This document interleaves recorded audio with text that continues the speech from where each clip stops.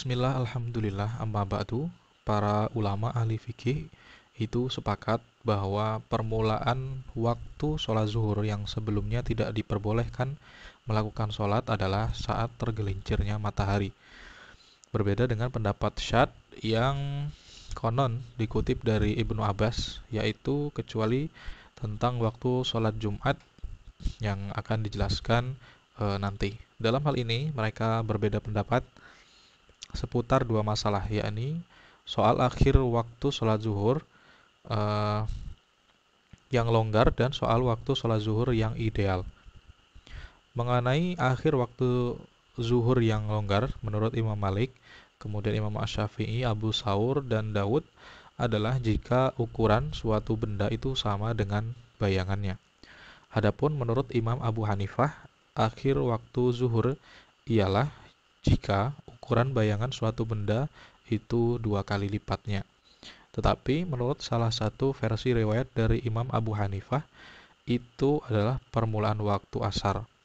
Menurut versi riwayat lain lagi dari Imam Abu Hanifah, akhir waktu zuhur adalah ketika panjang bayangan sama dengan benda, dan awal waktu asar adalah ketika panjang bayangan itu sudah mencapai dua kali panjang benda itu.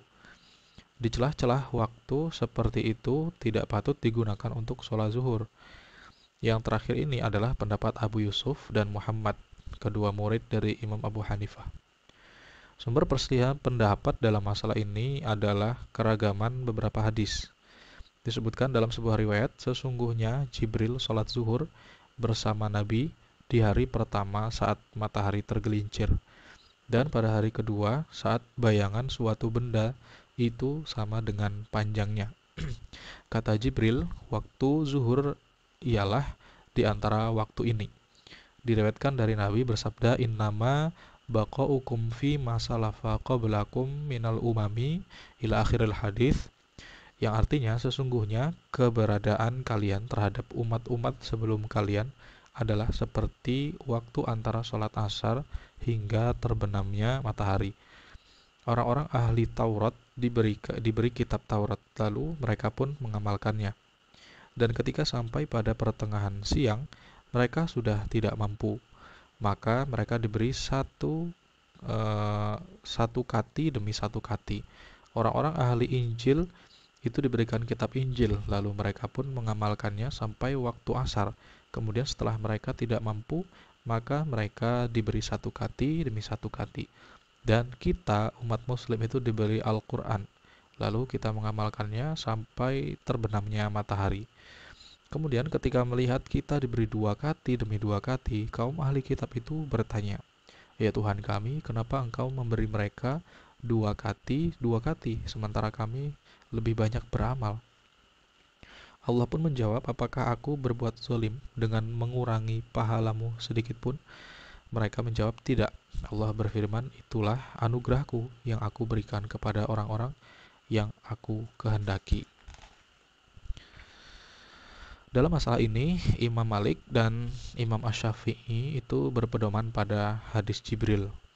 Adapun Imam Abu Hanifah berpedoman pada perintah hadis kedua yang menunjukkan bahwa antara waktu asar sampai terbenamnya matahari lebih singkat daripada permulaan waktu zuhur sampai waktu asar.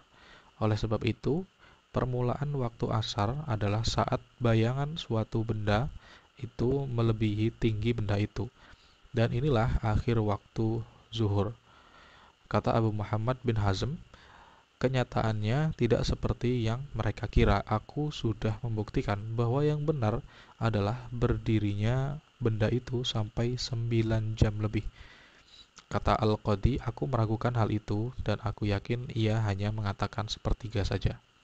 Ulama-ulama yang berpendapat bahwa dua waktu tersebut bersambung itu mendasarkan pendapat tersebut pada hadis sahih, yakni sabda Nabi, la yakhruju waktu sholatin hatta yadkhula waktu ukhra. Setiap berlalunya suatu waktu sholat, maka secara otomatis masuklah waktu sholat yang berkaitannya. Menurut Imam Malik, waktu zuhur yang ideal bagi orang yang melaksanakan sholat sendirian ialah pada permulaan waktu. sedangkan bagi orang yang sholat berjamaah di masjid ialah menangguhkannya. Eh, Menurut Imam Syafi'i, permulaan waktu itu lebih utama kecuali saat cuaca sedang sangat panas. Pendapat senada juga dikutip dari Imam Malik. Menurut sebagian ulama, keutamaan permulaan waktu itu bersifat mutlak bagi orang yang melakukan sholat sendirian maupun berjamaah, baik saat cuaca sedang sangat panas maupun sangat dingin. Perbedaan pendapat di antara para ulama ahli fikih tentang masalah ini karena perbedaan beberapa hadis. Di antaranya dua hadis yang sahih.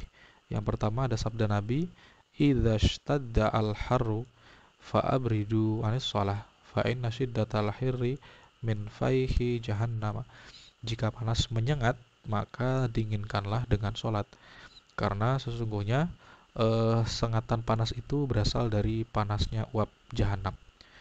Kemudian yang kedua, riwayat bahwa Nabi itu biasa sholat zuhur ketika udara sangat panas menyengat. Disebutkan dalam hadis Khabbab, sesungguhnya mereka, yaitu para sahabat, mengadu kepada Nabi akan teriknya panas. Namun, beliau tidak menghiraukan pengaduan mereka. Hadis ini diriwayatkan oleh Muslim Zuhair, salah seorang perawi hadis ini berkata, "Aku bertanya kepada guruku, yaitu Abu Ishaq, apakah hal itu soal waktu zuhur?" Beliau menjawab, "Iya, aku bertanya." Mereka bertanya seperti itu karena mereka harus segera sholat. Beliau menjawab, "Iya." Ada sebagian ulama ahli fikih yang cenderung lebih mengunggulkan hadis pertama karena hal itu merupakan nas. Lalu mereka menakwil hadis-hadis lain yang bukan nas. Sebaliknya, ada sebagian ulama ahli fikih yang justru cenderung lebih mengunggulkan hadis-hadis yang kedua karena mencakup sabda Nabi yang bersifat umum, yaitu ketika beliau ditanya tentang amal apa yang paling utama, beliau bersabda sholat pada permulaan waktu. Hadis ini telah disepakati kesohihannya oleh Al-Bukhari dan Muslim.